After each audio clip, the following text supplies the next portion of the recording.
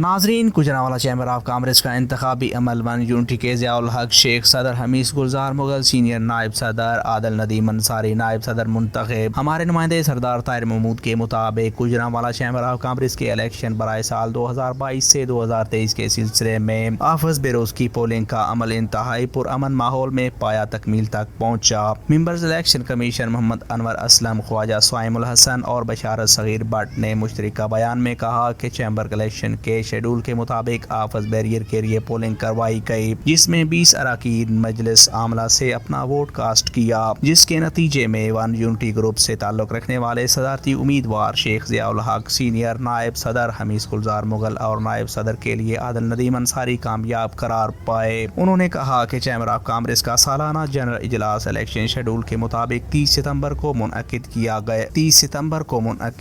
جائے گا۔ سالانہ جنرل اجلاس کے بعد تینوں نو منتخب عہدیداران اپنا چارج سنبھالیں گے۔ اس موقع پر صدر Gujranwala chamber of commerce Muhammad Shoaib but نے کہا کہ میں نے نو منتخب عہدیداران کو مبارکباد پیش کرتا ہوں اور امید کرتا ہوں کہ تینوں عہدیداران اپنی محنت اور لگن سے بزنس کمیونٹی کی خدمت کے لیے اپنی جدوجہد جاری رکھیں گے اور انشاءاللہ بزنس کمیونٹی کے لیے ڈیلیور کریں گے کہ جب دوسری طرف اتحاد گولڈن احساس یونٹی آزاد گروپ کے ایگزیکٹو ممبران اپنے قائدین سمیت چیمبر آف کامرس میں تو موجود رہے، لیکن انہوں نے ووٹ کاسٹ کرنے کے بجائے چیمبر عہدیداران کے انتخاب میں حصہ نہیں لیا اور تمام عمل بائیکاٹ کیا۔ FIG احساس یونٹی قائدین کا کہنا تھا کہ عدالت عالیہ کی جانب سے چیمبر الیکشن کمیشن کو عہدیداران کے انتخاب سے روکا گیا ہے، لیکن اس کے باوجود الیکشن کمیشن اور برسر اقتدار گروپ کسی کو بھی خاطر میں نہ لاتے ہوئے ہر چیز کو بلڈوز کر رہا ہے۔